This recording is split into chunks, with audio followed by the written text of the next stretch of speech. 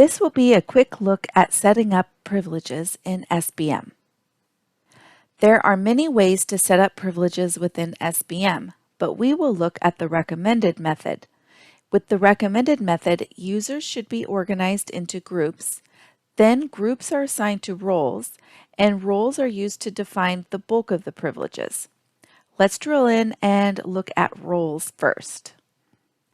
Roles are part of the process app design and are defined in Composer under Security.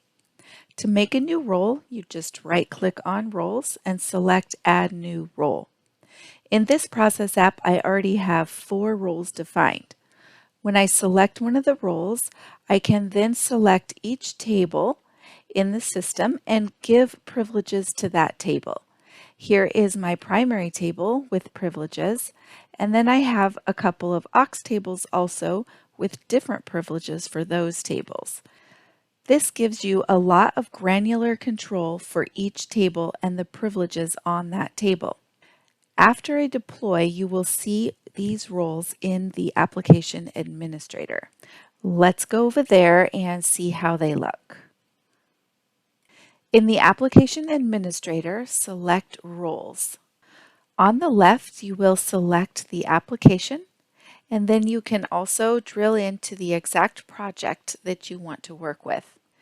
At the bottom, you will see the roles that we defined in Composer. You can select each role and then select either assign users or assign groups to the role. The best practice is to assign groups, not users, so we'll go into the group option. This gives us a list of all of the groups in the system. We can see that the IDM administrator group already has this role. When you assign a role to a group, all of the users in that group get the privileges that were set up for that role in Composer. If a user is assigned to more than one role, they will get the full combined list of all the privileges. We already assigned our group to this role. Now let's take a look at that group a little bit closer. We can get to the group screen using the group shortcut at the top, or we can go back to the main screen and drill into groups. Groups simplify user management by allowing you to update all the users in the group at once, rather than making updates to individual users. Groups can be defined any way that makes sense for your organization. It's common for groups to be created for different departments or for different roles in each department. It does not really matter how you decide to organize your group. The important part is that the groups make sense for you and make sense for the process apps that you're using. In our example, we are using the IDM administrator group, so let's open that one. The users who are members of this group are on the membership screen. On this screen, you can sort by using these little arrows on the side and click them. They will sort the list so everyone who is a member are at the top, and we can see who is already assigned to this group. On the roles screen, we can select our project and then see the roles that are assigned to this group. We can also assign additional roles if needed. Looking at the privileges screen, we can select our project and see the privileges that this group has. We can also hover over any of these check marks and see how this group got that privilege. In this example, the submit privilege was given to this group because this group has the IDM administrator role. If this group had more than one role that gave this privilege, both roles would be listed here. Finally, let's take a look at users.